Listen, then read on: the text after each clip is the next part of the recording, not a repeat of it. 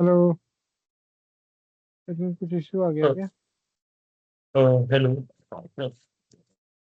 क्या my voice is okay? Yes. Screen is visible now? Yes sir. Okay. So today we are going to start our last topic of class 12, that is optics. Okay. So optics you might have studied in your class in your school. So we will be saying we will be saying ray optics. Okay.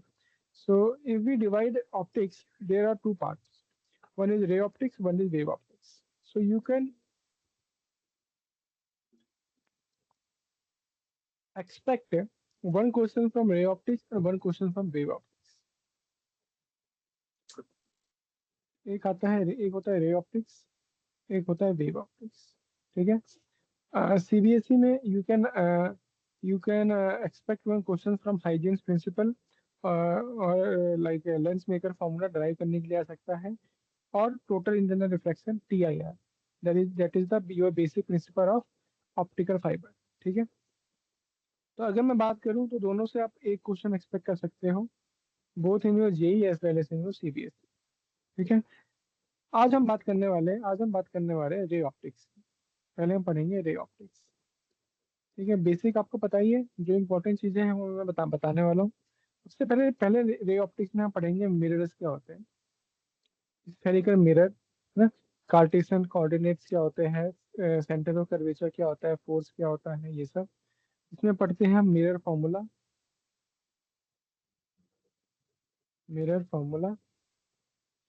ठीक है। मैं थोड़ा सा आपको बता दूंगा क्या क्या फॉर्मूला है, कैसे यूज करना है फॉर्मूलाज को। फिर हम पढ़ेंगे सर रिफ्रैक्टिव इंडेक्स क्या होता है, रिफ्रैक्टिव इंडेक्स क्या होता है वो पढ़ेंगे। रिफ्रैक्टिव इंडेक्स के बाद हम इसमें जो चौथा पढ़ते हैं रेटरल डिस्प्लेसमेंट। पांचवा पढ़ते हैं real and apparent depth, real and apparent depth. ठीक है। रियल एंड अपेरेंट डेप्थ, ये पढ़ने के बाद फिर हम सीधा आ जाते हैं सबसे important topic, that is total internal reflection TIR. TIR पढ़ने के बाद हम थोड़ा ऑप्टिकल फाइबर का नॉलेज लेते हैं कि सर ऑप्टिकल फाइबर क्या होता है, वो पढ़ते हैं। एंड देन उसके बाद हम आते हैं सातवां point, that is lens maker formula. Lens maker formula. ठीक है। इसका जो डेरिवेशन है वो इम्पोर्टेंट है सीबीएसई के लिए। Derivation only for CBSE, only for CBSE. JEE के लिए सिर्फ फॉर्मूला याद रखो और कैसे अप्लाई करना है, तो उससे आपका काम हो जाएगा। आठवें में आता है आपका प्रिज्म। आठवें में आता है आपका प्रिज्म, प्रिज्म और लेंस। आठवें में आता है आपका लेंस, सॉरी, और फिर लेंस। ठीक है। लेंस का सेम चीज जो अभी हमने मिरर में देखा वो लेंस में देखेंगे। नौवां आता है आपका प्रिज्म, नौवां आता है आपका प्रिज्म। ठीक है। प्रिज्म पढ़ने के बाद फिर हम आते हैं आपके मायोपिया हाइपरमेट्रोपिया, इन सब वाले टॉपिक पे। आई आई आई के बारे में थोड़ा पढ़ेंगे। मायोपिया क्या होता है, प्रेसबायोपिया क्या होता है, ये सब क्या होता है। एंड आई थिंक माइक्रोस्कोप वाला part is now not in your syllabus, correct? Microscope, external compound microscope और ये सब अब हटा दिया है आपके सिलेबस से। सही हो ना? मैं ये सब आई थिंक अब सिलेबस में नहीं है, इतना मुझे ये पता है। माइक्रोस्कोप है आई थिंक उसके लिए इसमें। माइक्रो माइक्रोस्कोप है, ठीक है, पढ़ लेंगे।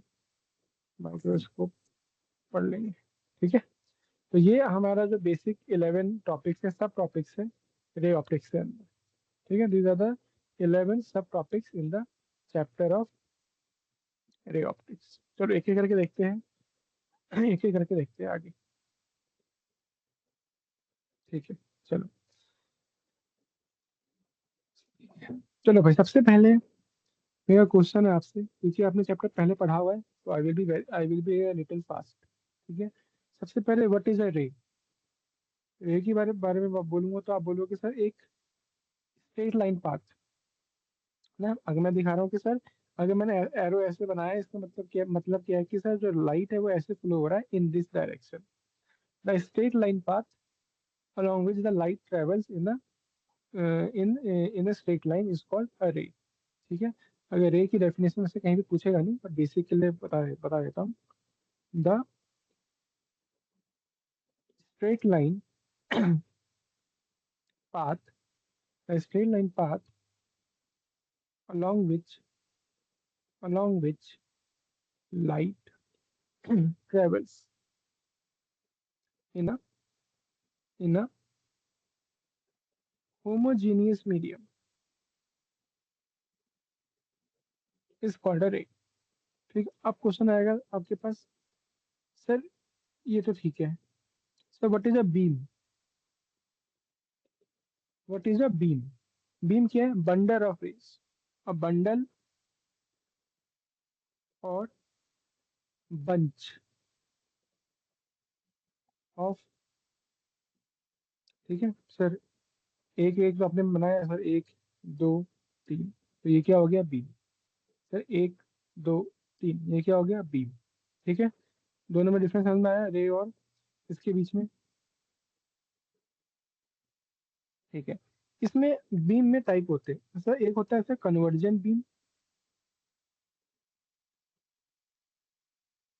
और सर दूसरा होता है डाइवर्जेंट बीम. डाइवर्जेंट बीम, और तीसरा होता है पैरेलल बीम.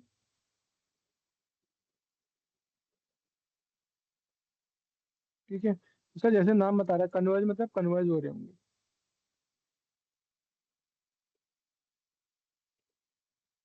सर डाइवर्जेंट मतलब बाहर निकल रहे हैं. सर पैरेलल मतलब तीनों पैरेलल. ठीक है, दिस इज सेल्फ एक्सप्लेनेटरी. ठीक है, इसमें कोई बात नहीं है. ठीक है, ठीक है, अगले पेज पे आ जाओ. Sir what is reflection of light?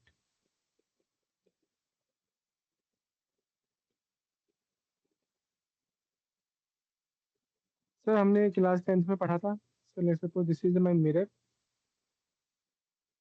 ठीक है, तो यहाँ से लाइट आएगी, यहाँ से लाइट आएगी, यहाँ से रिफ्लेक्ट होके ऐसे चली जाएगी. सही बात है, ये हमने पढ़ाई, हमने क्लास 10th में पढ़ चुके हैं. सर लाइट ऐसे आएगी, ऐसे चले जाएगी, चाहे स्मूथ हो या मान लो ऐसा है, क्या होगा? लाइट ऐसे आई, ऐसे चली गई, लाइट ऐसे आई, ऐसे चली गई. ठीक है, इसको हम बोलते हैं रिफ्लेक्शन ऑफ लाइट.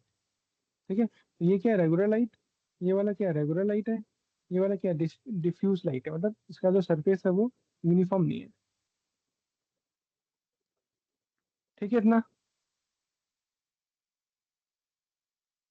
ठीक है, इसमें बेसिक था.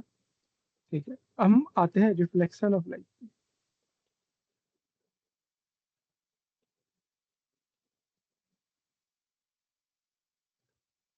ठीक है सर, इस रिफ्लेक्शन ऑफ लाइट की बात करें, sir let's suppose this is my mirror.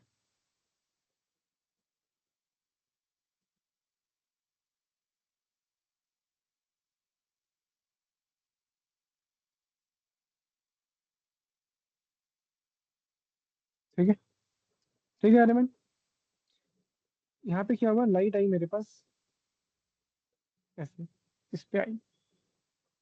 तो ये क्या है इसका? नॉर्मल.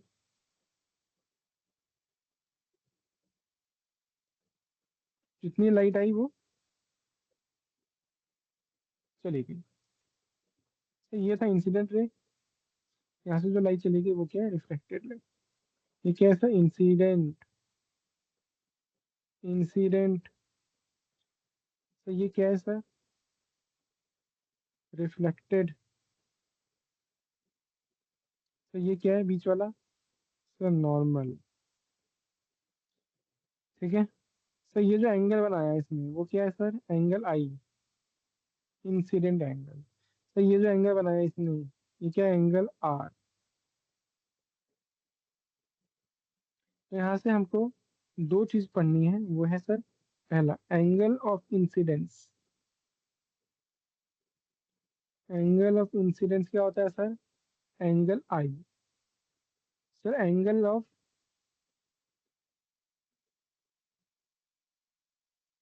रिफ्लेक्शन क्या होता है? Angle r. एक ये दो तो आपने पढ़ा होगा। एक और एंगल है हमें पढ़ते हैं, वो होता है ग्लैंसिंग एंगल। क्या होता है? Glancing. Glancing angle. Glancing, what is glancing angle? ये इसको हम बोलते हैं ग्लैंसिंग एंगल फाई। इसको हम बोलते हैं ग्लैंसिंग एंगल फाई। ठीक है। ठीक है सर। ठीक है।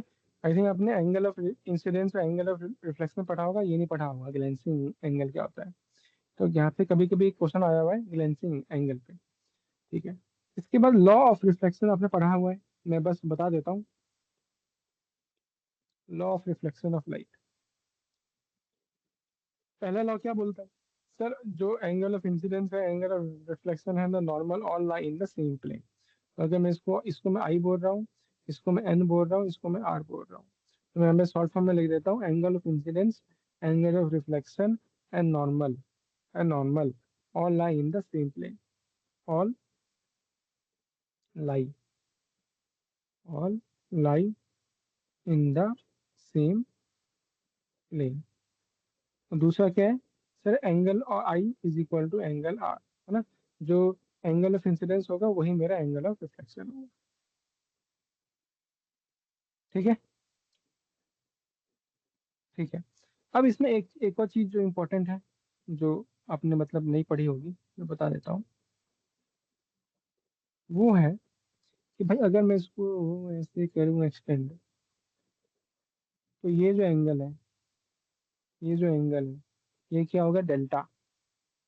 ये क्या हो गया? ये क्या हो गया? Delta. Angle of deviation. Angle of deviation. ये क्या हो गया आपका? Angle of deviation. अगर मैं आपसे एंगल ऑफ डेविएशन पूछूं तो क्या होगा? भाई ये टोटल एंगल कितना होता है फिजिक्स में, मैथ्स? 180। ये एंगल आई है, ये एंगल आ रहा है, तो 180 माइनस आई माइनस आर, है ना। एंगल ऑफ डेविएशन डेल्टा कितना आ गया? Pi minus angle I minus angle R. और मोस्ट और एंगल आई और एंगल आर सेम होता है according to law of refraction. तो delta equal to pi minus twice of angle I. चलेगा? हाँ सर। ठीक है, तो यहाँ तक आई थिंक आपने पढ़ा हुआ है, बस रिवाइज करवा रहा था मैं। ठीक है। Okay.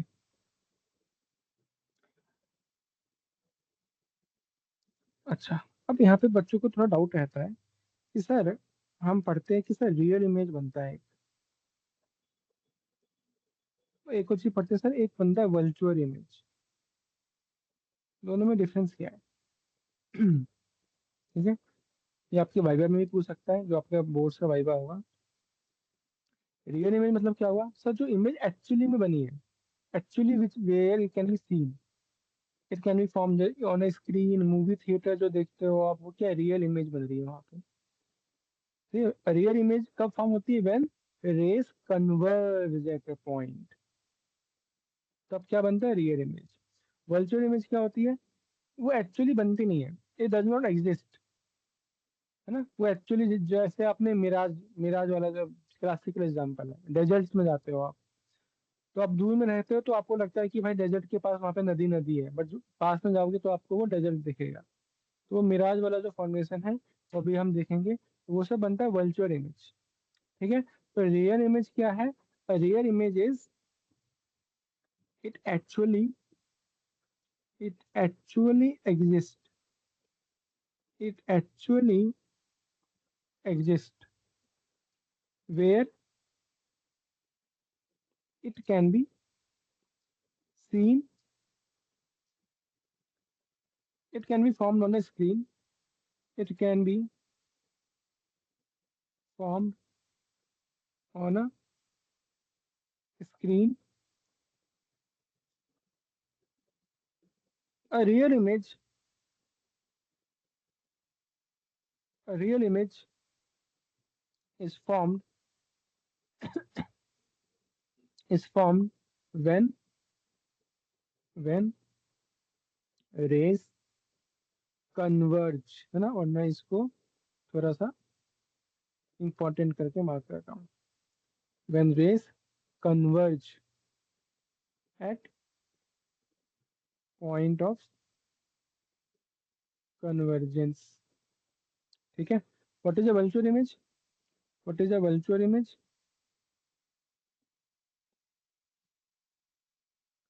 it does not it does not actually exist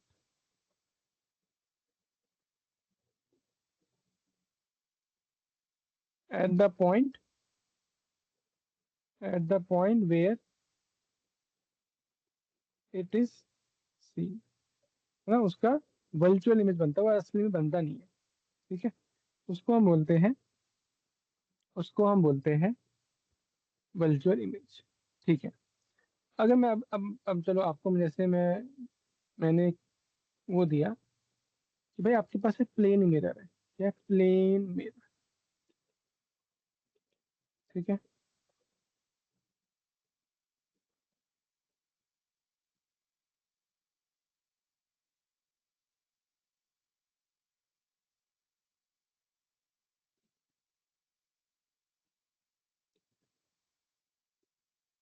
तो अगर मैं सपोज ये प्लेन मिरर है आपके पास ऐसे। ठीक है, और यहाँ पे अगर आपके पास कोई ऑब्जेक्ट है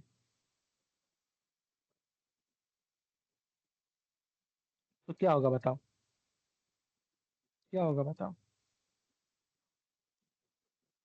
भाई? ये आपके पास प्लेन मिरर था। आरओ से एक सेम निकलेगा कोई, हाइट का इमेज बनेगा। कैसे निकलेगा? जो जैसे गया वो वापस वापस वापस आ जाएगा। इसमें से कैसे जाएगा? जो यहाँ से गया वो।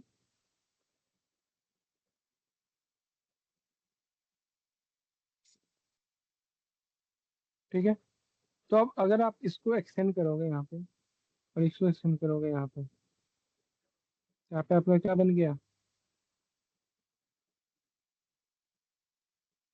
Virtual image. यहाँ पे क्या बन गया? एक इमेज। यहाँ पे क्या बन गया? इमेज बन गया। ठीक है, अपने आप को देखते हो ना मिरर के अंदर, आईने के सामने खड़े होते हो तो कैसे इमेज बन रही है? ऐसे इमेज बन रही है। ठीक है, आईने के अंदर देखते हो ना अपने आप को, तो ऐसे इमेज बन रही है उसकी। ठीक है, सिमिलरली सिमिलरली अगर मैं आपको बोलूं कि आपके पास यहाँ पे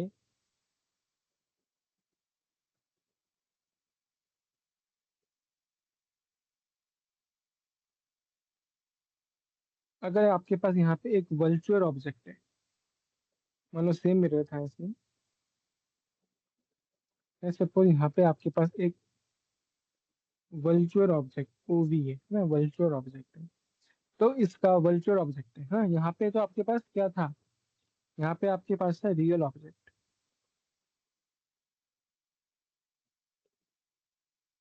अब मैंने एक दूसरा वाले केस में मैं बोल रहा हूँ भाई, यहाँ पे आपके पास वर्चुअल ऑब्जेक्ट।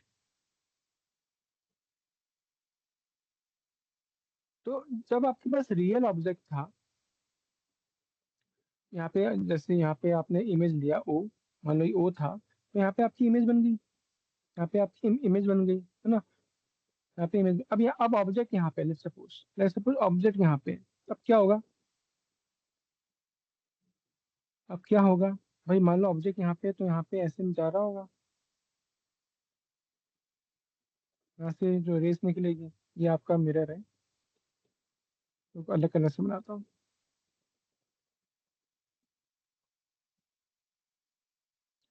तो भाई इसमें भी तो रेस जा रही होगी ना ऐसे, इसमें जो नीचे ऊपर से जा रही है तो नीचे से भी जा रही होगी।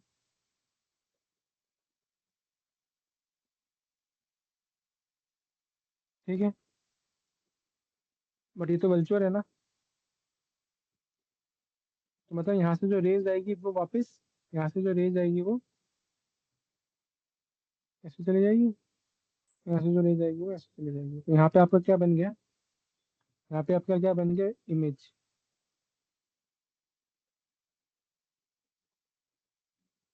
ठीक है, सेम सेम सिनेरियो है, सेम सिनेरियो जो मैंने यहाँ पे दिखाया है दोनों में। चाहे वर्चुअल ऑब्जेक्ट लो या रियल ऑब्जेक्ट लो, आपका इमेज बनेगा। आपका जो इमेज बनेगा in case of a plane mirror. अब देखो, अगला क्वेश्चन है आपके पास। अगर आपके पास क्वेश्चन है, what will be the what will be the mirror image of a wall clock जिसमें 11:45 बज रहे हैं। अगर आपके घड़ी में 11:45 बज रहे हैं, तो तो उसका मिरर इमेज में कितना टाइम बज रहा होगा, निकाल सकते हो। मान लो ये घड़ी थी आपके पास। हाँ यस, ये 1:15 हो जाएगा।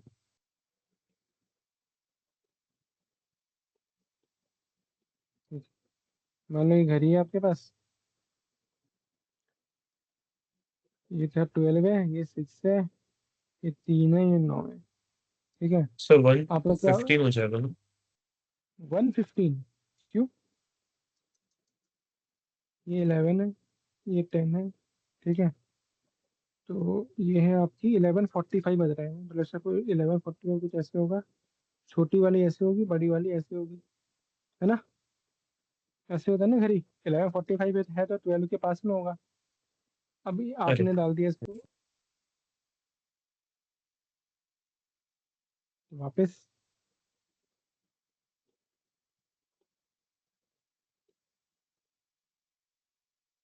ठीक है, तो मेरा इमेज कैसे बनेगा भाई। ये पे था आपका 12 था, ये था 6, ये था 3, ये था 9। तो 9 का तो उल्ट सीधा आ जाएगा 3 3 पे। और जो ये था यहाँ पे था 1, तो ये ऐसे होगा। कितना बज गया, 12 बजकर 12:15। ठीक है। अगर अगर इतना वो नहीं लगाना है तो सीधा याद रखो, जो भी टाइम दिया हुआ हो उसको 11:60 में से माइनस कर दो। 11:60 में से जो भी टाइम दिया हुआ था, क्या दिया हुआ था, 11:45। तो कितना आ गया, 15। 11 में से 11 गया, 00, मतलब 12:15 बज रहे हैं। ठीक है।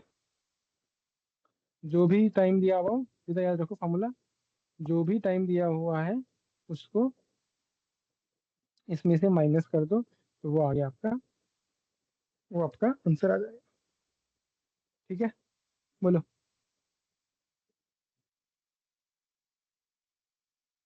हाँ सर समझो।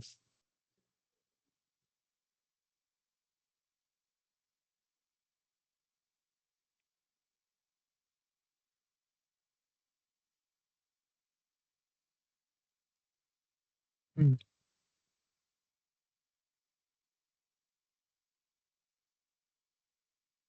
चलो आगे बढ़ते हैं थोड़ा।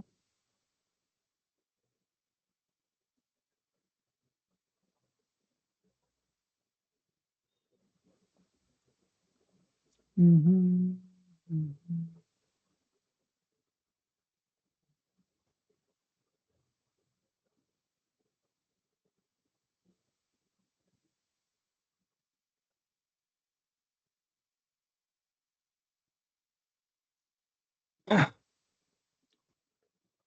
चलो एक क्वेश्चन है, जेई में आया हुआ है। मैं क्वेश्चन देख रहा था जो इस पे कुछ आया हुआ है, तो क्वेश्चन करवा देता हूँ। चलो एक क्वेश्चन आया हुआ है, अच्छा क्वेश्चन है, ये ध्यान से बताना। कि दो प्लेन मिरर्स है आपके पास, टू प्लेन मिरर्स है आपके पास, A and B are aligned are aligned parallel to each other. ठीक है, as shown in the figure. तो चलो फिगर भी बना देता हूँ मैं। ये एक ऐसा दिया हुआ है, एक ऐसा दिया हुआ है। ठीक है, ये लेंथ आपको दी हुई है 2√3 मीटर। ठीक है, ये बोला हुआ है, ये दिया हुआ है आपको 0.2 मीटर, ये दिया हुआ है 0.2 मीटर। ठीक है, लाइट, एक लाइट आई है, अब इसके अंदर आई एक लाइट ऐसे, ये तो ये तो ऐसे था, एक लाइट आई है ऐसे, ये लाइट आई है। A light ray is incident at an angle 30 degree, at an angle 30 degree. ठीक है, ये तो इसी का पार्ट था, आ गया, ये तो इसी का पार्ट है ऐसे। ठीक है, एक लाइट रे आई है जो 30 डिग्री पे आई है at a point just inside one end of A. ठीक है, ये मिरर ए है, ये मिरर बी है। मिरर ए के एक एंड पे लाइट आई है 30 डिग्री एंगल पे।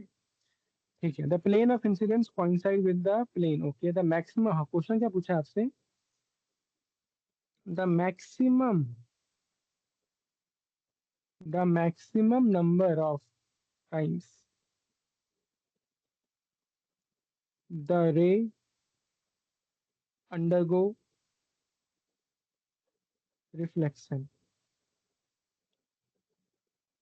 Before before it emerges out, before it emerges out is, option दे दिया आपको 28, option B 30, option C 32, option D 34। ये क्वेश्चन फिर से समझा रहा हूँ, ये एक मिरर है, ये बी है, ये ए है, दो मिरर ऐसे आपको दिया हुआ है, इन दोनों का डिफरेंस दे दिया है 0.2, इन दोनों का लंबाई दे दिया है, और बोला है कि एक रे ऑफ लाइट ऐसे आ रही है जो 30 डिग्री पे इस मिरर के अंदर चली गई है, यहाँ पे चला गया है, यहाँ पे आ गया है। अब बोला है कि ये इसके बाद रिफ्लेक्शन होगा यहाँ पे। ठीक है, तो बोला कि ये कितनी बार यहाँ पे रिफ्लेक्शन होगा, इंक्लूडिंग जो अंदर आया है, so that the maximum number of times the रे undergoes reflection before it emerges out, जब वो बाहर निकल जाए। चलो बताओ, एक हिंट दे रहा हूँ, एक हिंट दे देता हूँ, मैं सपोज यहाँ से अंदर गया। अब अब क्योंकि ये क्या है, प्लेन मिरर है, आपको क्वेश्चन में क्या दिया हुआ है, क्या ये प्लेन मिरर है, प्लेन मिरर है तो भाई यहाँ से आएगा, इस पर रिफ्लेक्शन होगा, यहाँ पे भी रिफ्लेक्शन होगा, तो यहाँ पे भी रिफ्लेक्शन होगा, है ना, यहाँ से नॉर्मल है इसका, यहाँ पे भी कुछ नॉर्मल होगा, सिमिलरली यहाँ पे भी कुछ नॉर्मल होगा। बोलो हाँ या ना, इतना, इतना ही पढ़ा है ना अभी तक हमने, जो हमने पढ़ा है वही वही लगाएंगे, भाई जो हमने पढ़ा है वही लगाएंगे, है ना।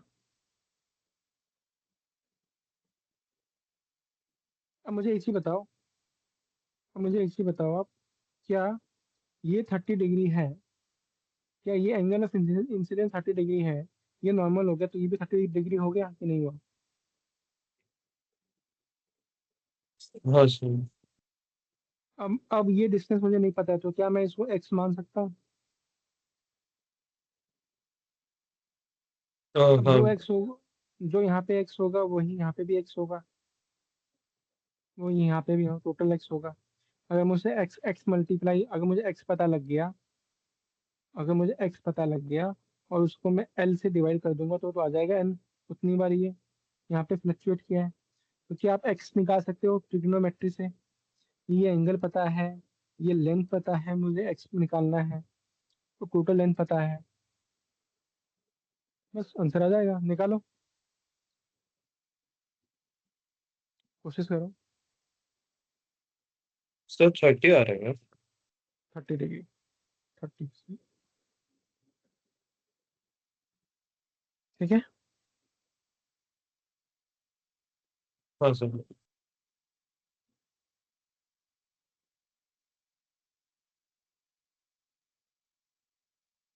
ओके, ठीक है।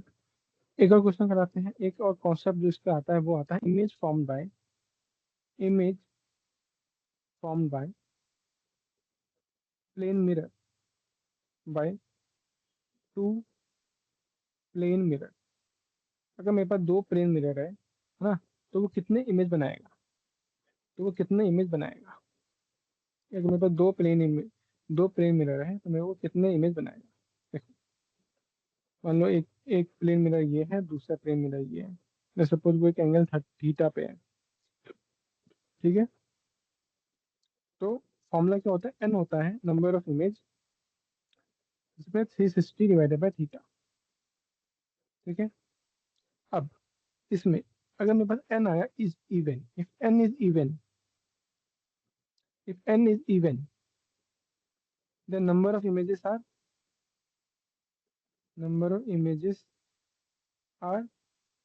n-1।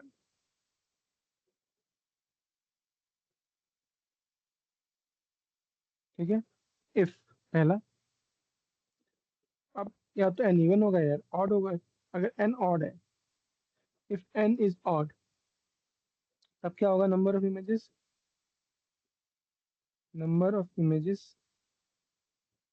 Are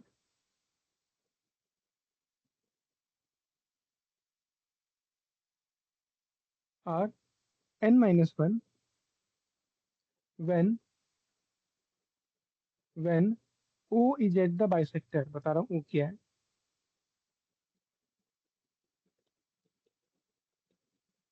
And in all other cases it is n, in other cases। ठीक है। या तीसरा केस हो सकता है कि सर मेरे पास n जो है फ्रैक्शन आ जाए, इफ n इज फ्रैक्शन, अब क्या होगा? Number of images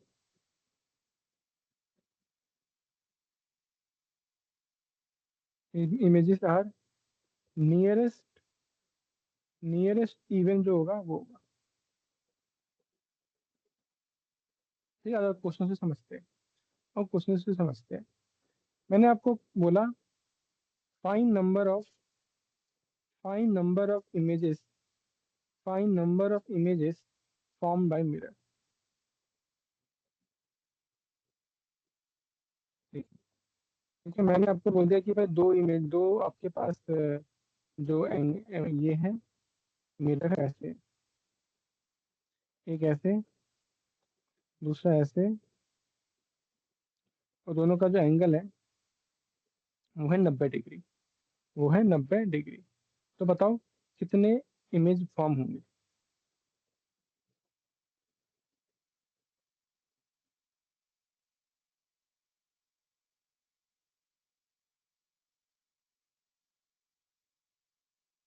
three. तो आप बोल दोगे सर एन तो उसका फॉर्मूला होता है सर 360/थीटा, या दोनों के बीच में एंगल कितना 360/90, तो आगे 4 मतलब एन आगे मेरे पास इवन इवन आ गया, तो सर नंबर ऑफ इमेजेस कितने हो जाएंगे? 4 - 1। फोर 4-1 3, 4-1 3। ठीक है। अब मैं बोलूँ भाई कौन कौन से 3 इमेज है वो बता दो, वो भी बता दो। अगर मैंने आपसे पूछ दिया कि भाई number of images form by mirror, let's suppose object यहाँ पे था, लेट्स सपोज ऑब्जेक्ट था यहाँ पे, तो भाई इसके 3 इमेज कहाँ कहाँ बन जाएंगे? भाई एक यहाँ पे था तो एक यहाँ बन जाएगा, एक यहाँ बन जाएगा, एक यहाँ बन जाएगा, है ना? तो इसको अगर मैं आप देखूँ सर्कल फॉर्म में देखूँ, तो ऐसे होता है। इसको मैं प्रोजेक्ट करूँ तो एक यहाँ बनेगा, एक यहाँ बनेगा, एक यहाँ बनेगा।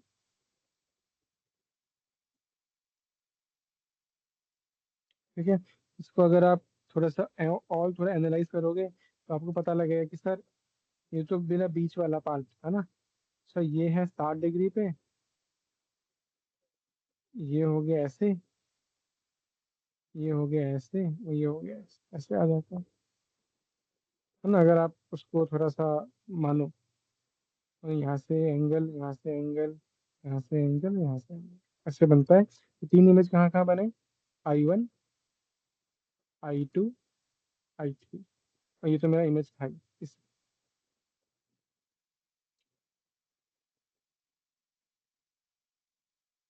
ठीक है।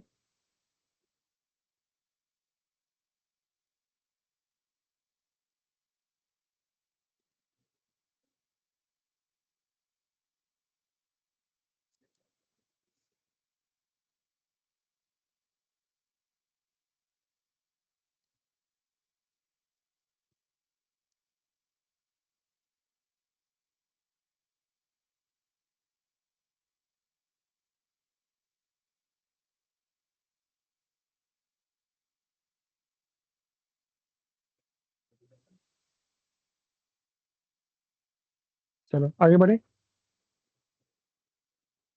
हाँ सर।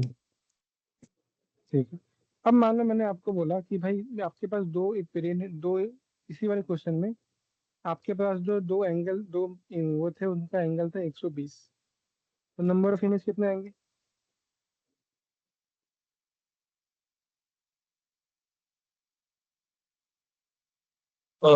मतलब सेम ही पोजीशन का ऑब्जेक्ट है। हाँ, थीटा मतलब 120 है, मतलब दो दो जो आपके पास मिरर है, तो एक ऐसे है एक ऐसे है। ठीक है, ये एक मिरर है, ये दूसरा मिरर है, इनके बीच का जो एंगल है वो है 120। तो आप बोलोगे सर फॉर्मूला, तुम्हें एक ही फॉर्मूला पढ़ा बताया आपने, n इक्वल टू 360/थीटा। 360। तो 360 में से 120 किया तो बचा 3, तो आया 3। नंबर ऑफ इमेज निकालना है सर, n आ गया ऑड, अब मेरे पास जो n आ गया वो ऑड आ गया। ठीक है, अब इस वाले केस में देखो, क्या ये o जो है, क्या वो बाइसेक्टर है 120 का? नहीं है ना। 120 120 का बाइसेक्टर नहीं है। अगर वो 180 होता ना, तब ओ वाला बाइसेक्टर होता उसका। यार क्या लिखा हुआ है, when O is at the bisector. O मतलब क्या है, इनका जो पॉइंट जो कनेक्ट कर रहा है ओ क्या इनका बाइसेक्टर पे है? नहीं है। नहीं है तो क्या होगा, in other all other cases, when O is at bisector तो n-1, when in other cases n। ठीक है, तो मुझे एक चीज बताओ, ये मेरा एक एंगल है, ये मेरा दूसरा एंगल है, तो इस वाले केस में क्या हो जाएगा? n 360, sorry, number of image, number of image क्या कितना आ जाएगा? n। यानी मान लो आपका ऑब्जेक्ट जो था वो कहाँ पे है, जैसे कोई आपका ऑब्जेक्ट यहाँ पे है, बताओ आप इस पे कितने इमेज बनेंगे वो बताओ।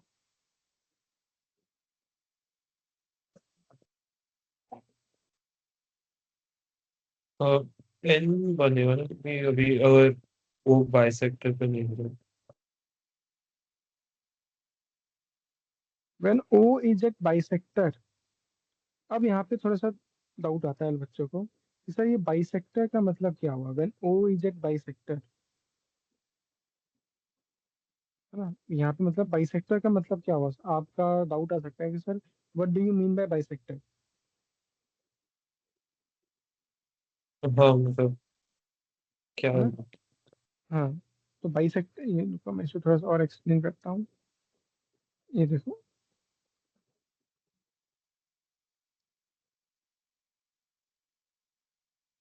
रुको एक मिनट रुको।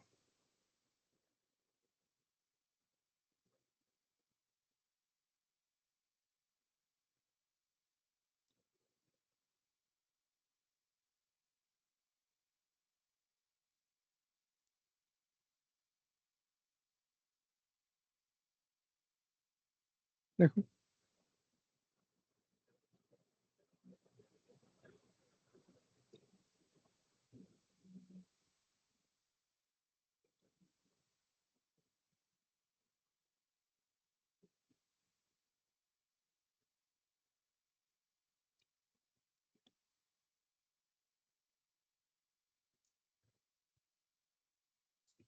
मान लो जैसे सपोज आपके पास एक एंगल है, इसको मैं थोड़ा सा इजी वे में समझाने की कोशिश कर रहा हूँ कि एक हमारे पास जैसे एक टेबल था, मान लो एक एंगल है, यहाँ पे नंबर ऑफ इमेजेस का है। ठीक है, अगर एंगल है सपोज 30 डिग्री है, तो अपन कितना नंबर ऑफ इमेज फॉर्म होगा फॉर्मूला से, n = 360/थीटा। तो 360 में से 30 गया तो बचा 12, 12 में -1, 11। अगर एंगल 45 है तो कितना इमेज फॉर्म होगा? 45, तो 360 ÷ 4, 8, n 8 हो 8, जाएगा। 8 - 1 7। अगर 60 डिग्री है तो कितना होगा? 6 - 1 5। अगर 120 5। डिग्री है तो 120 डिग्री है तो 3 - 1 2। और अगर 180 डिग्री है तो 2 - 1 1।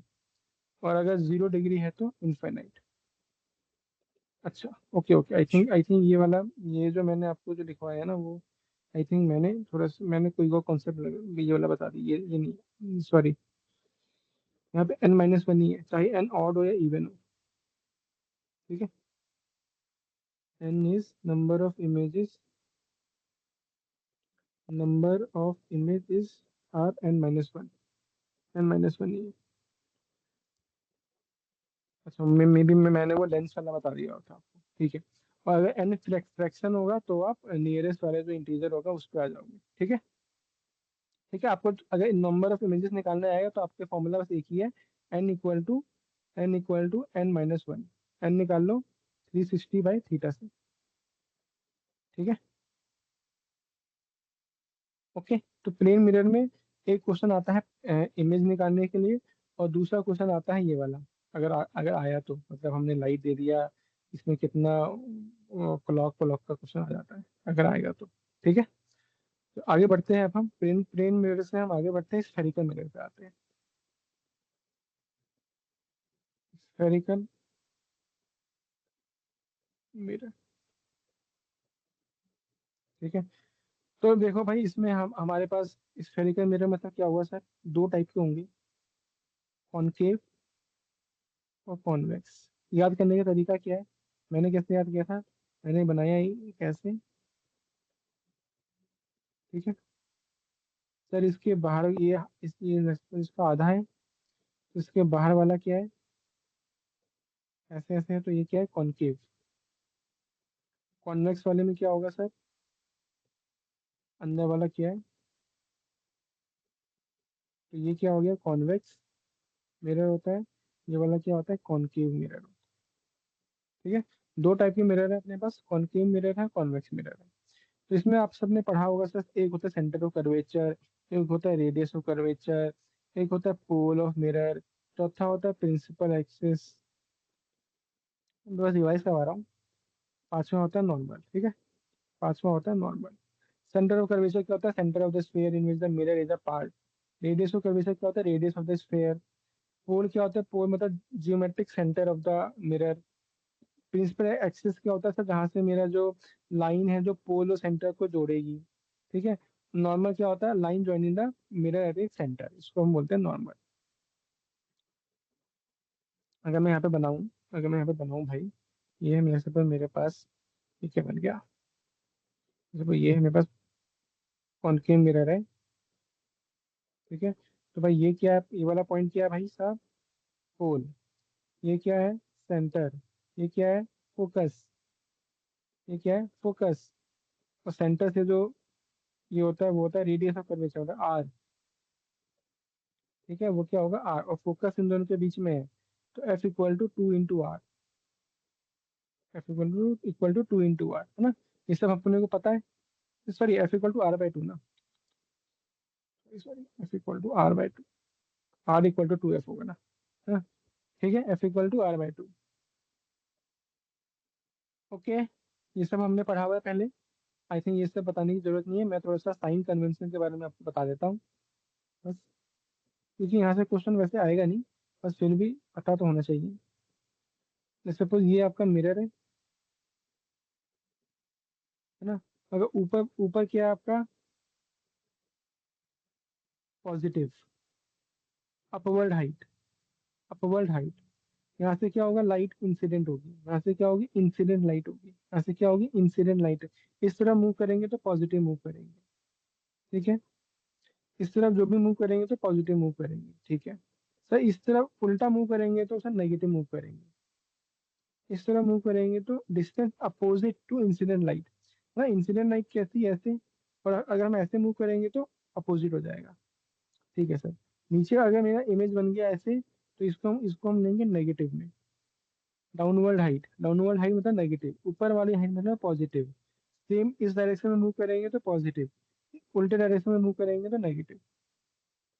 Simple, simple. ध्यान रखना है बस ये, जो अपना कोऑर्डिनेट होता है एक्स वाई मान लो इसको, ये एक्स है ये वाई है ना। यहाँ पे सब पॉजिटिव होगा, यहाँ पे सब नहीं, इस तरह मूव करोगे तो नेगेटिव होगा, नीचे मूव करोगे तो नेगेटिव होगा, ऊपर मूव करोगे तो पॉजिटिव होगा, खत्म।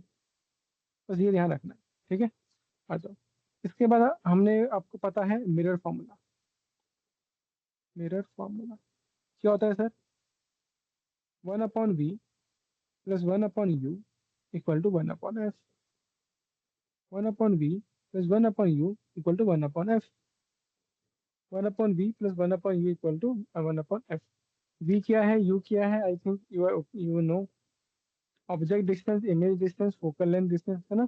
ऑब्जेक्ट का कितना डिस्टेंस है, ये आपका इमेज का कितना डिस्टेंस है, वो सब मान लो ये मैंने एक सिंपल एक क्वेश्चन एक लेता हूँ मैं। मान लो ये मेरा एक इमेज है। यहाँ से क्या हुआ भाई, लाइट गई, यहाँ पे गया, यहाँ पे मेरा फोकस था भाई साहब, एक जाएगा ऐसे जाएगा। ठीक है, मान लो ये यहाँ से आया, ये यहाँ से आया, मैं सपोज यहाँ से ये एक तो यहाँ चला गया, एक मान लो यहाँ से ऐसे आ गया, यहाँ मिल गया, मैं सपोज मेरा जो इमेज है वो यहाँ बन गया। ठीक है, तो इसमें यू और यू क्या है, वी क्या है, तो ये जो डिस्टेंस है वो क्या है, यू, ये जो डिस्टेंस है वो क्या है, वी, और फोकस जहाँ पे फोकस होगा, सपोज फोकस फोकस जहाँ पे भी होगा, फोकस वाला डिस्टेंस क्या है, एफ। ठीक है, ऊपर वाले की हाइट एच, एच नॉट है, नीचे वाले की हाइट एच आई है। H of object, H of image. ठीक है, तो 1/v+1/u आता है ये। और एक और चीज पढ़ते हैं, वो हम पढ़ते हैं मैग्निफिकेशन। लीनियर मैग्निफिकेशन क्या होता है, height of image, height of image upon height of object.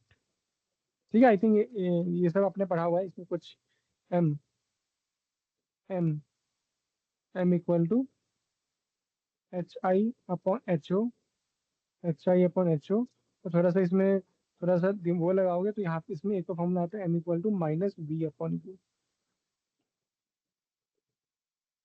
ठीक है, इतना इसका फॉर्मूला हम सब ने पढ़ा हुआ है।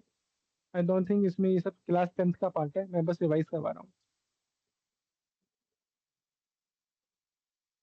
ओके आर्यमन, इस समय कोई दिक्कत है? नहीं सर। ठीक है, ये एम निकालने में 1 और इसमें से क्वेश्चन आएगा भी नहीं, तो हम इस पर टाइम वेस्ट करेंगे नहीं ज़्यादा। सीधा हम अब बढ़ते हैं आगे कि what is the use of concave mirror. हाँ, यूज ऑफ कॉन्केव मिरर पढ़ लेना, सी आ जाता है कभी कभार।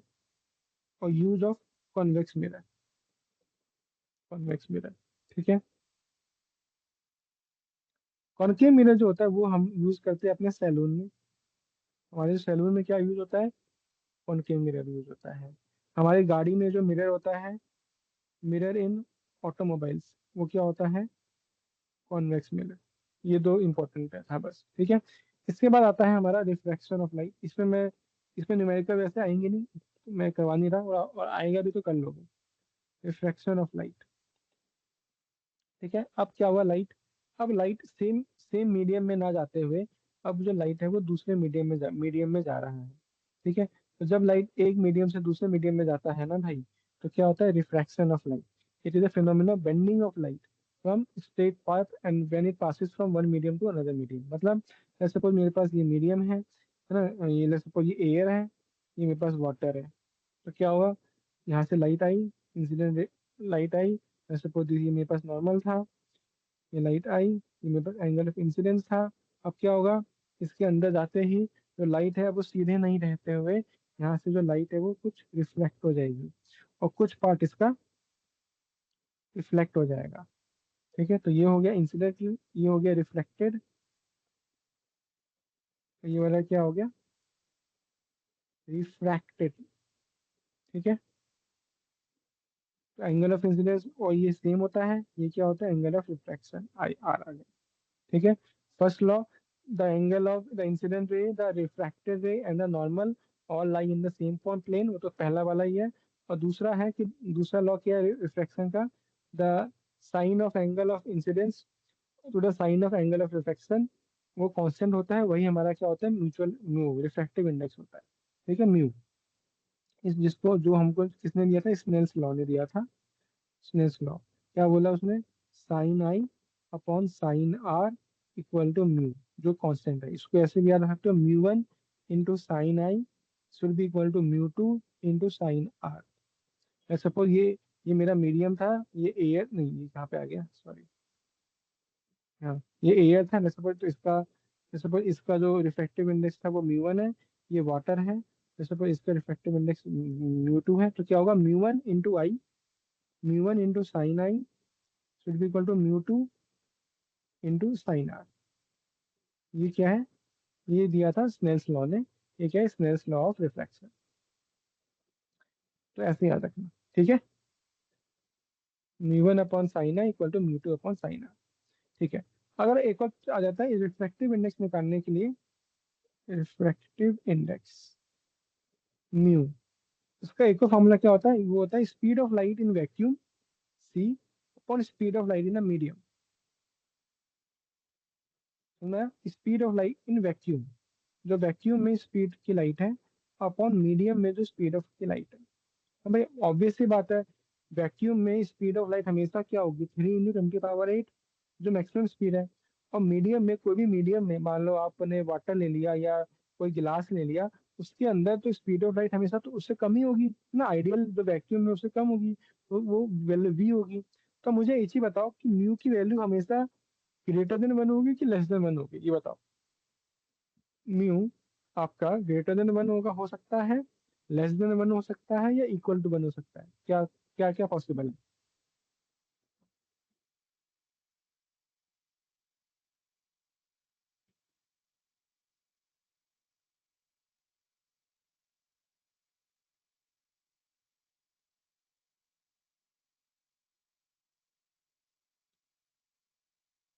बताओ। Reflect can your reflective index be in less than 1, ये बताओ मेरे को। क्या कभी आपका रिफ्लेक्टिव इंडेक्स 1 से कम हो सकता है?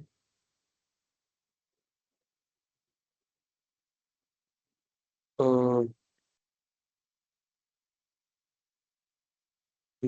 भाई हो सकता है। कैसे, कैसे हो सकता है भाई? अग, भाई म्यू क्या है, सी अपॉन बी है। सी तो हमेशा 3 × 10⁸ है, और मीडियम में कभी भी स्पीड जो होगी वो कभी भी वैक्यूम से ज्यादा हो ही नहीं सकती है। या तो 3 × 10⁸ होगी अगर आपका जो मीडियम है वही वो भी एयर हो गया, या हमेशा 3 से कम होगी, या तो 2 होगी, या 1 होगी, या 1.5 होगी, या 2.5 होगी, या कुछ भी होगी। तो हमेशा जो आपका जो म्यू होगा वो हमेशा ग्रेटर देन इक्वल टू 1 होगा मेरे भाई। Simple mathematics.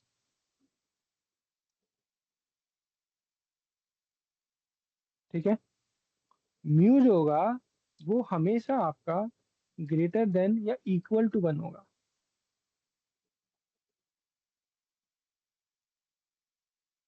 Refractive index will always be less than, sorry, equal to or greater than 1। ठीक है, ध्यान रहेगा। इस पे क्वेश्चन आता है इसलिए बता रहा हूँ, मतलब एक बार आया हुआ है इसलिए बताया मैंने। ठीक है सर। ठीक है, स्नेल्स लॉ पढ़ लिया हमने। ओके।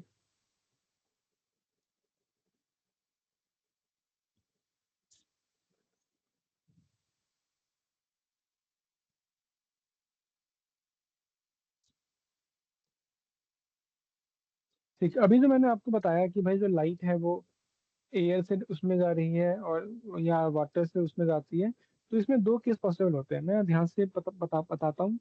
देखो, मान लो ये आपका एयर, या सपोज ये आपका एयर है, सपोज ये आपका वाटर है ना, और ये आपका उसका इंटरफेस है। तो जो एयर वाला मीडियम है उसको हम बोलते हैं रेयर मीडियम, और जो वाटर है मीडियम है उसको हम बोलते हैं डेंसर मीडियम। उसको हम क्या बोलते हैं, denser medium. So when a ray of light, let's suppose it travels from a rare medium to a denser medium, है ना, लाइट कहाँ से आ रही है, एयर से, एयर वाले मीडियम से वाटर में आ रही है। सो when a ray of light travels from a rare medium to a denser medium, it moves it moves it bends it bends sorry, ध्यान से अच्छे से बनाने दो। ये आपका नॉर्मल है, it bends towards normal, it bends towards normal. ये क्या है इसका?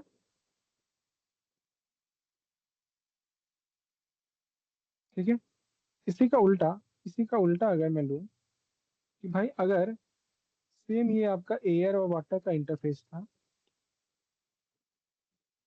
ठीक है, वाटर कैसा है आपका, डेंसर मीडियम है, एयर कैसा है आपका।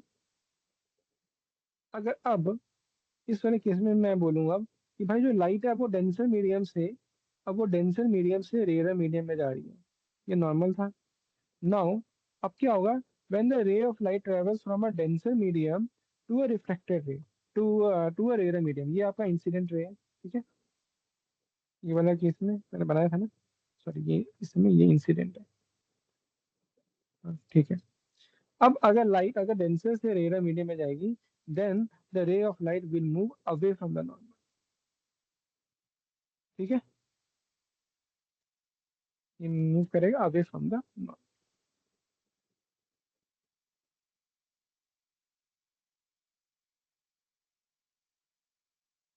ठीक है, तो क्वेश्चन में आ जाता है आपसे कभी कभी पूछता है, give me the physical what is the physical significance, what is the physical significance of reflective index, बताओ। कि भाई रिफ्लेक्टिव इंडेक्स तो आपने पढ़ लिया, इसका स्पीड ऑफ लाइट इन मेरी वैक्यूम टू मीडियम, पर सर इसकी इससे हमको क्या पता लगता है ना। ओके, फिजिकल सिग्निफिकेंस से पहले मुझे एक चीज बताओ, what are the factors on which reflective index depend. Reflective index जो है आपका, वो किस किस पे डिपेंड करता है, कौन कौन से फैक्टर है। म्यू जो है वो किस किस पे डिपेंड करता है। म्यू जो है वो डिपेंड करता है पहला, कि भाई मीडियम का नेचर कैसा है, नेचर ऑफ मीडियम। दूसरा, आपने वेवलेंथ ऑफ लाइट यूज, आपने कौन सी वेवलेंथ यूज की है। तीसरा, टेम्परेचर। चौथा, सॉरी तीन तीन सही है, nature of the surrounding medium, बात वही होगी, नेचर ऑफ द मीडियम।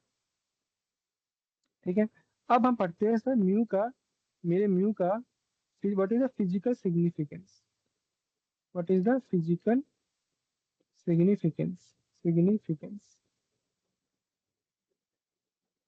ठीक है, अब तो भाई जो ये ना मेरे को दो फिजिकल दो इंफॉर्मेशन बताता है। पहला क्या बताता है, कि जो मेरी रिफ्लेक्टिव इंडेक्स की वैल्यू आई है ना, ये बताता है मेरे को कि what will be the direction of bending of reflected ray. ये मेरे को बताएगा क्या वो रे टुवर्ड्स द नॉर्मल मूव करेगी या away from the normal move करेगी। सुन रहा है, the value of reflective index, the value of reflective index gives give information about about about direction of bending of refracted ray. It tells whether the ray will bend towards or away from the normal, है ना।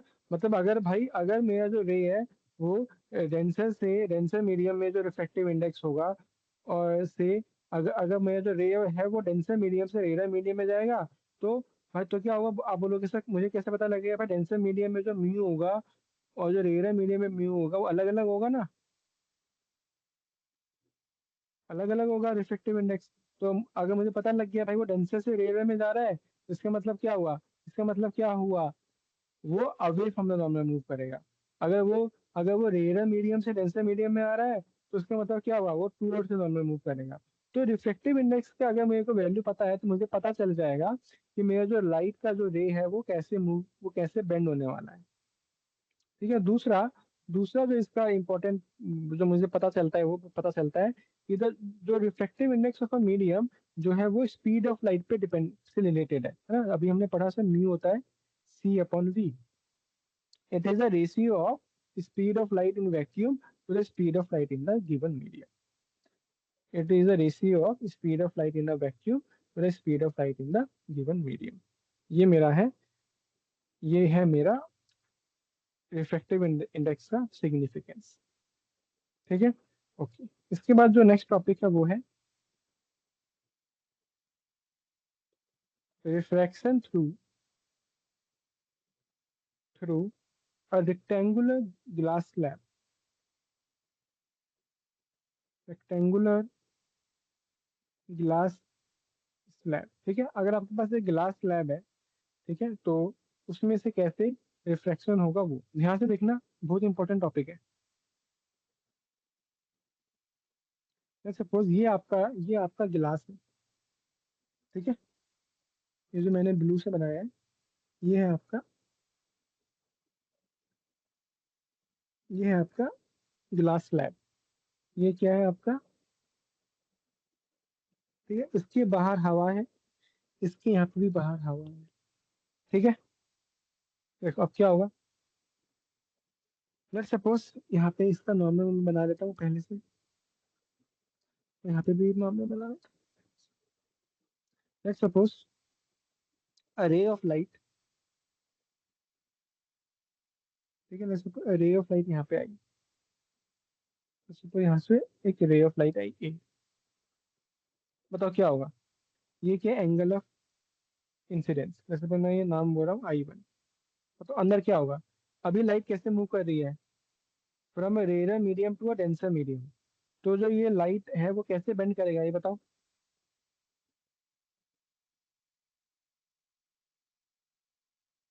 पहले अंदर की तरफ आएगा थोड़ा। हाँ तो मतलब टूवर्ड्स नॉर्मल आएगा ना, टूवर्ड्स हाँ, नॉर्मल टुवर्ड्स द आएगा। नॉर्मल। और फिर अवे फ्रॉम नॉर्मल जाएगा बाहर। हाँ, फिर यहाँ से अवे फ्रॉम द नॉर्मल चले जाएगा। अब डेंसर से रेयर जा रहा तो सॉरी। तो मैं अगर यहाँ पे मैं बनाता, यहाँ पे बना लेता हूँ। यहाँ पे इसका जरूरत नहीं है, ठीक। ऐसे, ठीक है। ओके। अगर अगर ठीक है, तो भाई ये था I1, ये था I1, I1 था। तो भाई ये क्या हो गया R1, ये था I1। तो इसके लिए ये क्या हो गया R1।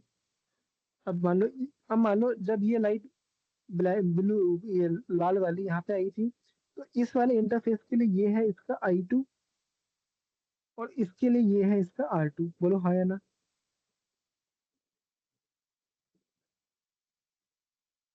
है हाँ ना, सर। ठीक है।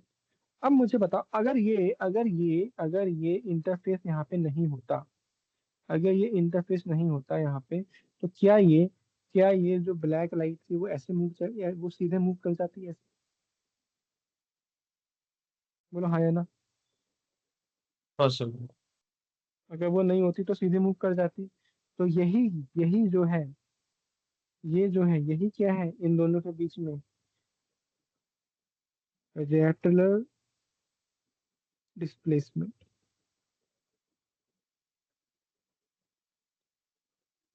ये जो डिस्टेंस है यही क्या है, रेटरल डिस्प्लेसमेंट। यही क्या है, रेटरल डिस्प्लेसमेंट। यही हमको निकालना है। Reflection through a glass slab. तो यहाँ से जो लाइट आई है, यहाँ से जो लाइट इमर्ज हो रही है, और यहाँ से जो लाइट ओरिजिनली ट्रेवल की होती, उन दोनों में के बीच में कितना डिफरेंस आ रहा है, वो हमको निकालना है। तो वो अभी हम निकालेंगे, कैसे निकालते वो देखें। एक्सप्रेशन फॉर रेटरल डिस्प्लेसमेंट है वो भी होता है। अभी अभी अभी हम पढ़ रहे हैं reflection through a rectangular glass slab. तो मुझे एक चीज बताओ, यहाँ पे ध्यान से। ये लेट सपोज ये था मेरे पास पी क्यू ले लो, ये आर ले लो, ये एस ले लो, ठीक है। अभी मैं बात कर रहा हूँ पी क्यू के पास। पी क्यू के पास आप लगाओगे, इस पॉइंट पे आप लगाओगे स्नेल्स लॉ। स्नेल्स लॉ लगाओगे तो आप बोलोगे सर म्यू1 into sine I1, mu into air into sine I1 should be equal to sir mu into glass into sine R1। बोलो हाँ या ना। यहाँ से आपने बोला sir sine I1 upon sine R1 is equal to mu. ये जो मेरे पास sign I1 upon sine R1 का अगर मैं निकालूंगा तो मेरे पास कितना आ जाएगा, साइन आ जाएगा mu G upon mu A.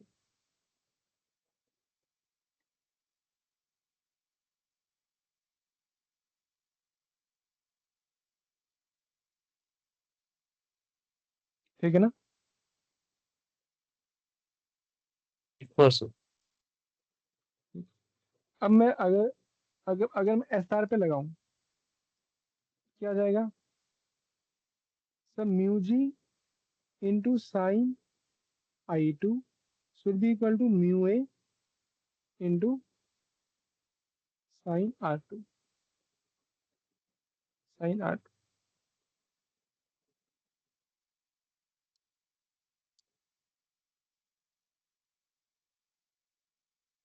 ठीक है, तो यहाँ से मैं अगर करूँ तो sine I two upon sine are two equal to mu A upon mu G. ठीक है, सही है ना। इक्वेशन वन लिया, इक्वेशन टू लिया, तो क्या मैं इन दोनों को मल्टीप्लाई कर देता हूँ तो क्या मेरे पास आ जाएगा sine I one upon sine r one into multiply by sign,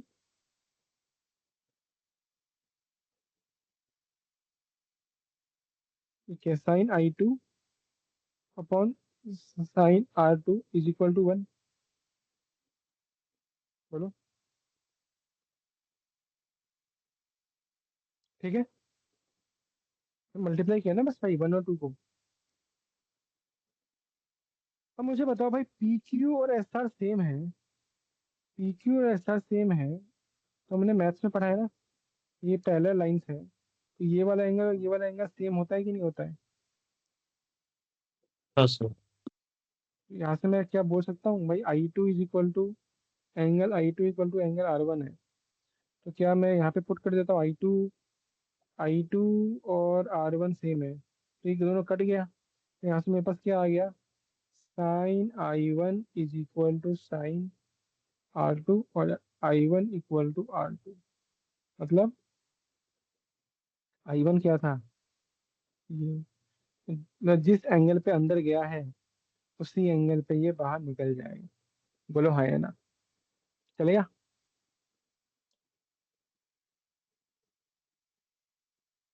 समझ में आया, i one equal to are two, मतलब यहाँ से मेरे पास यहाँ इसमें समझाने का मतलब ये था कि भाई ग्लास स्लैब वाले में जिस एंगल पे आप इंसिडेंट करते हो उसी एंगल पे ये जो है वो बाहर निकल जाता है। मान लो यहाँ पे 30 डिग्री था, यहाँ पे भी 30 डिग्री होगा। ओके।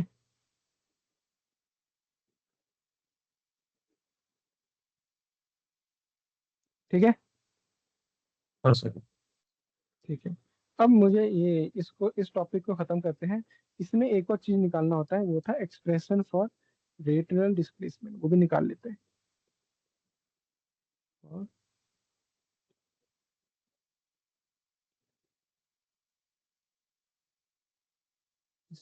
ठीक है, मैं जल्दी से डायग्राम बना लेता हूँ। जो डायग्राम था जल्दी से, ये आपका ये आपका है गिलास, इसमें आपने इंसिडेंट किया लाइट। ठीक है, यहाँ पे था आपका नॉर्मल, ये आया टुवर्ड्स नॉर्मल, ये आ गया फिर से, ये हो गया, ऐसे चला गया। ठीक है, यहाँ पे मैं दूसरा ले लेता हूँ, अगर आपने इसको ऐसे कंटिन्यू किया होता तो ये मेरे भाई कुछ ऐसे फॉलो किया होता। सही बात है। चलो आ जाओ। अब भाई आपने बोला सर ये आई एंगल है, लेट्स सपोज, अब मैं आई लेके चल रहा हूँ, तो अब आपको पता सर ये आर है ना, तो सर ये आई था, तो यहाँ से भी जो एंगल निकलेगा वो आई निकलेगा। क्लियर है। ठीक है, अब बोलो सर ये आई है ये आर है, तो ये वाला एंगल कितना हो गया मेरे भाई, आई माइनस आर। ये वाला एंगल कितना हो गया, आई माइनस आर, बोलो। अब अपने को निकालना था ये डिस्टेंस, अपने को निकालना था ये डिस्टेंस निकालना है ना, ये डिस्टेंस निकालना है ना, लेटरल डिस्प्लेसमेंट।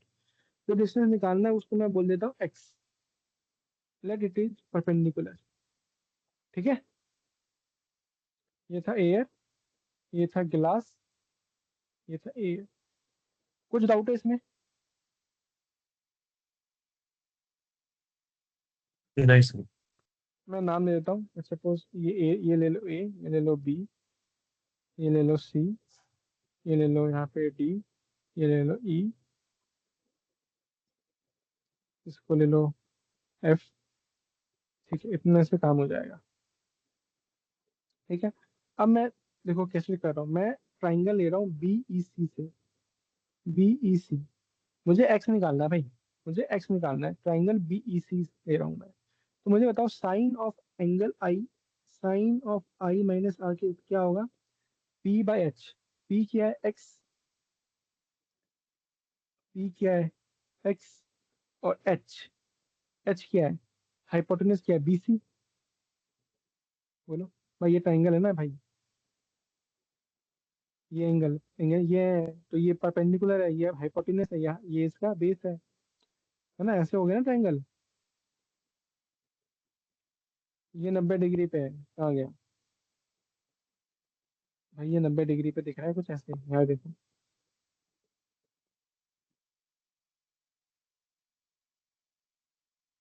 ये एंगल है I-R, ये एक्स है, ये बी है, ये सी है, ये ई है ना। तो भाई साइन I-R कितना होगा, X/BC, इक्वेशन 1। ठीक है, तो यहाँ से एक्स कितना आ गया, BC साइन I-R। ठीक है, अब आ जाओ ट्राइंगल इस पे, BFC पे आ जाओ। अब आ जाओ ट्राइंगल BFC पे। अब मैं आ गया ट्राइंगल BFC पे। मुझे बताओ, BFC पे ही आर है, तो भाई कॉस आर कितना होगा भाई, कॉस आर कितना होगा, कॉस क्या होता है, बेस अपॉन हाइपोटेनस। ये ये भी 90 पे है ना, ये भी 90 पे था। ठीक है, BFC में बेस अपॉन ये 90 है, तो ये है बेस, तो बेस क्या हो गया, बेस क्या हो गया, ये BF, हाइपोटेनस क्या हो गया, BC। कॉस आर कितना आ गया, BF/BC। ठीक है, और ये स्लैब की हाइट मेरे को पता है, लेट्स सपोज T है, स्लैब की तो हाइट पता है मेरे को, मतलब मेरे को BF पता है, BF। यहाँ से मेरा BC कितना आ गया, BF पता है T/cos r। ये इक्वेशन 2 में लेके इक्वेशन 1 में पुट कर दो BC की वैल्यू, तो यहाँ से मेरे पास x कितना आ गया, x कितना आ गया, T T/cos r into sine I-। x कितना आ गया, T/cos r into sine I-।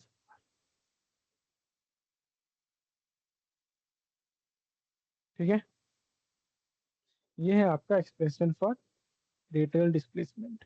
ये है आपका x, ये है आपका x, ये है आपका x। ठीक, याद रखना T/cos r into sine I-। वैसे याद रखने की जरूरत नहीं, निकालना भी आना चाहिए, लेकिन निकाल लो। कैलकुलेशन ऑफ, ये क्या है आपका, कैलकुलेशन ऑफ रेड डिस्प्लेसमेंट। ठीक है, ठीक है भाई।